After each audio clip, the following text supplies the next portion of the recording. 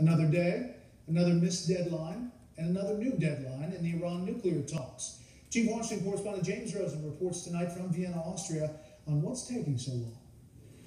With the Russian, Chinese, and British foreign ministers gone, Secretary of State John Kerry and Iranian Foreign Minister Javad Zarif hunkered down, working under a new deadline of Friday, July 10th. Or maybe not.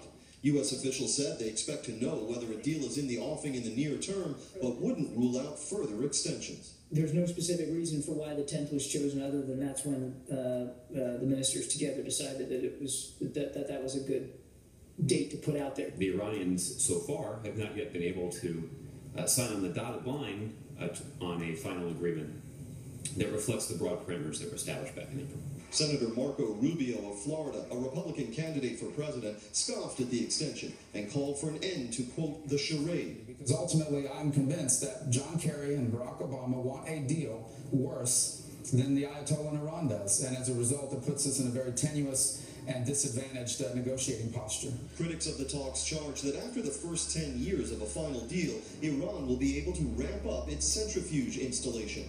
A U.S. official shot back that Iran's glide path in year 11 is limited by technology. You can only go so far so fast, the official said, and given the parameters that were agreed to in Lausanne, that puts on some immediate parameters to what is accomplishable after the first 10 years of this agreement. I think the deal is effectively done because I think the U.S. has already made most of the major concessions. The Iranians are trying to squeeze out some last-minute concessions, but this sort of looking tough, acting tough, are last-minute theatrics for domestic audiences. So the President Obama can say he hung tough for the best deal.